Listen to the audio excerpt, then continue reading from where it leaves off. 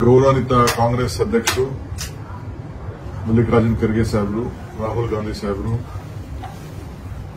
ಇಬ್ಬರು ಎಐಸಿಸಿ ಪ್ರಧಾನ ಕಾರ್ಯದರ್ಶಿಗಳು ವೇಣುಗೋಪಾಲ್ ಅವರು ಮತ್ತು ಸುರ್ಜೇವಾಲಾ ಅವರು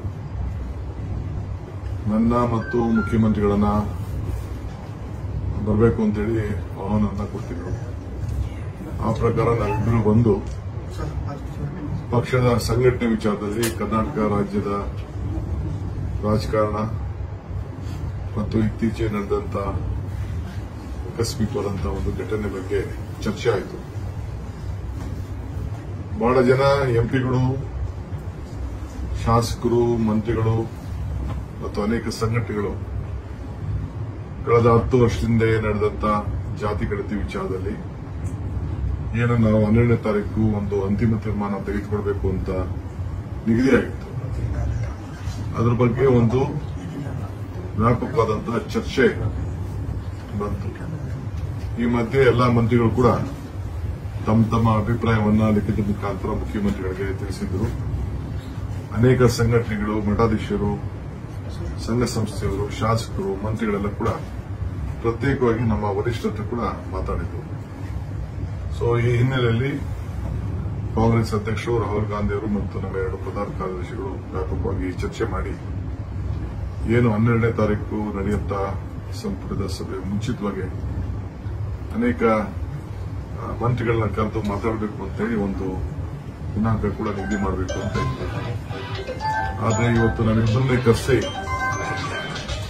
ಕೆಲವು ಸಂಘಟನೆಗಳಿಂದ, ಕೆಲವು ಸಮಾಜದಿಂದ ಅಪಸ್ವರ ಬಂದಿರೋದ್ರಿಂದ ನ್ಯಾಯಬದ್ಧವಾಗಿ ಎಲ್ಲರಿಗೂ ಕೂಡ ಒಂದು ಅವಕಾಶವನ್ನ ಕಲ್ಪಿಸಿಕೊಡ್ಬೇಕು ಅಂತ ಹೇಳಿ ನಮಗೆ ಮಾರ್ಗದರ್ಶನವನ್ನ ಕೊಟ್ಟಿದ್ದಾರೆ.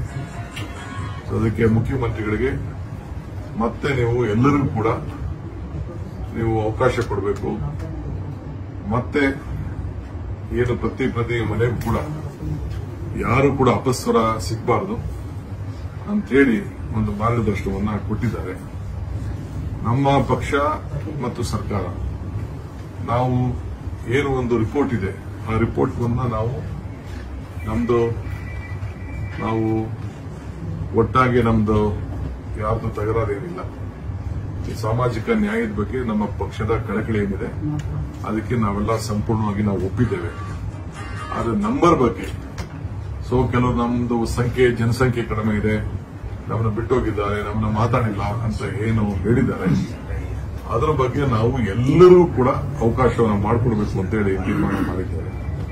ಅದಕ್ಕೆ ನಾನು ಈ ಸಂದರ್ಭದಲ್ಲಿ ಎಲ್ಲ ಸಾರ್ವಜನಿಕರಿಗೆ, ಮಠಾಧೀಶರಿಗೆ, ಸಂಘ ಸಂಸ್ಥೆಯವರಿಗೆ, ಸಮಾಜದ ಮುಖಂಡಗಳಿಗೆ ಎಲ್ಲರೂ ಕೂಡ ನಾವು ಮನವಿ ಮಾಡಿಕೊಳ್ತೇವೆ. ಇದು ಎಲ್ಲರಿಗೂ ಕೂಡ ನೀವು ನಿಮ್ಮ ಸಮಾಜ ಏನಿದೆ, ನಿಮ್ಮ ಬಂಧುಗಳೇನಿದ್ದಾರೆ ಎಲ್ಲರಿಗೂ ಕೂಡ ಈ ಒಂದು ಏನು ಅಧ್ಯಾಯ ನಾವು ಮಾಡ್ತಾ ಇದ್ದೇವೆ, ಹೊಸದಾಗಿ ನಿಮ್ಗೆಲ್ಲ ಒಂದು ಅವಕಾಶವನ್ನು ಮಾಡಿಕೊಡ್ತಾ ಇದ್ದೇವೆ. ಅದನ್ನೆಲ್ಲ ಕೂಡ ಮತ್ತೆ ನೀವು, ಯಾಕಂದ್ರೆ ನಿಮಗೆ ಸಾರ್ವಜನಿಕವಾಗಿ ಈಗ ನಾವೇನು ಮಾಡಿದ್ದೇವೆ ಅದು ಕೂಡ ನಿಮ್ಮೆಲ್ಲರ ಗಮನಕ್ಕೆ ತರ್ತೇವೆ. ಈಗ ತಾವು ಎಲ್ಲರೂ ಕೂಡ ಮತ್ತೆ ಎಲ್ಲೇ ಇರಲಿ ಅವರ ಹೆಸರನ್ನ ಈ ಜಾತಿ ಗಣತಿ ಮತ್ತು ಸಾಮಾಜಿಕವಾಗಿ ಏನು ನಿಮ್ಮ ಗುರುತಿದೆ ಅದನ್ನ ನೀವು ನ್ಯಾಯಬದ್ಧವಾಗಿ ಕಾನೂನಲ್ಲಿ ಏನು ಮೊದಲಿಂದ ಕೂಡ ಯಾವ ಒಂದು ಸಮಾಜಕ್ಕೆ ನೀವು ಸೇರಿದ್ದೀರಿ ಅದನ್ನ ವ್ಯಕ್ತಪಡಿಸಿಕೊಳ್ಳುವಂತ ಒಂದು ಅವಕಾಶವನ್ನು ಇವತ್ತು ನಾವು ಕಲ್ಪಿಸಿಕೊಡ್ತಾ ಇದ್ದೇವೆ. ಈ ಹಿನ್ನೆಲೆಯಲ್ಲಿ ಮುಖ್ಯಮಂತ್ರಿಗಳು ಕ್ಯಾಬಿನೆಟ್ ಅಲ್ಲಿ ಚರ್ಚೆ ಮಾಡಿ ದಿನಾಂಕವನ್ನ, ಏಕೆಂದ್ರೆ ಇದು ಒಂದು ದೊಡ್ಡ ಲಾಂಗ್ ಬಿಗ್ ಪ್ರೋಸೆಸ್ ಇದು.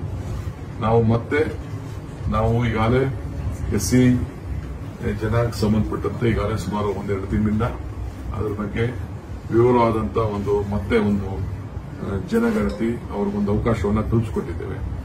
ಈ ಮಧ್ಯದಲ್ಲಿ ಎಲ್ಲರೂ ಕೂಡ ಮತ್ತೆ ನಾವು ಇನ್ವಾಲ್ವ್ ಮಾಡ್ಕೊಳ್ಬೇಕಾಗ್ತದೆ. ಈ ಹಿನ್ನೆಲೆಯಲ್ಲಿ ನಾವು ಕ್ಯಾಬಿನೆಟ್ ಅಲ್ಲಿ ತೀರ್ಮಾನ ಮಾಡಿ ಮುಖ್ಯಮಂತ್ರಿಗಳು ಯಾವತ್ತಿಂದ ಪ್ರಾರಂಭ ಆಗ್ತದೆ, ಟೈಮ್ ಲೈನ್ ಎಲ್ಲ ಕೂಡ, ಯಾಕೆಂದ್ರೆ ಇದಕ್ಕೆ ಸಾವಿರಾರು ಜನ ಅಧಿಕಾರಿಗಳು, ಟೀಚರ್ಸ್, ಬೇರೆ ಬೇರೆಯವರೆಲ್ಲ ಕೂಡ ಇದಕ್ಕೆ ಬೇಕಾಗಿದ್ದರಿಂದ ಇದನ್ನ ಯಾವ ರೀತಿ ಮಾಡಬಹುದು ಅಂತ ಹೇಳಿ ನಿಮ್ಮೆಲ್ಲರೂ ಕೂಡ ತಿಳಿಸುವಂತಹ ಕೆಲಸವನ್ನು ನಾವು ಮಾಡ್ತೇವೆ. ಅದರಿಂದ ಯಾರು ಕೂಡ ನಮ್ಮ ಸರ್ಕಾರದ ಬಗ್ಗೆ ಆತಂಕ ಬೇಡ. ನಾವು ಎಲ್ಲರನ್ನೂ ಕೂಡ ವಿಶ್ವಾಸಕ್ಕೆ ತೆಗೆದುಕೊಂಡು ಎಲ್ಲರೂ ಕೂಡ ನ್ಯಾಯವನ್ನು ಒದಗಿಸಿಕೊಡಬೇಕು ಅನ್ನೋದು ನಮ್ಮ ಕಾಂಗ್ರೆಸ್ ಸರ್ಕಾರದ ಒಂದು ಸಂಕಲ್ಪ. ಇದಕ್ಕೆ ತಮ್ಮೆಲ್ಲರೂ ಕೂಡ ಈ ಅವಕಾಶವನ್ನು ಮಾಡಿಕೊಡ್ತೇವೆ. ಎಲ್ಲರೂ ಕೂಡ ನಾನು ಈ ಅವಕಾಶವನ್ನು ಬಳಸಿಕೊಳ್ಬೇಕು ಅಂತೇಳಿ ನಾನು ನಮ್ರತೆಯಿಂದ ಎಲ್ಲರೂ ಕೂಡ ನಾನು ಮನವಿಯನ್ನ ಮಾಡ್ತಾ ಇದ್ದೇನೆ.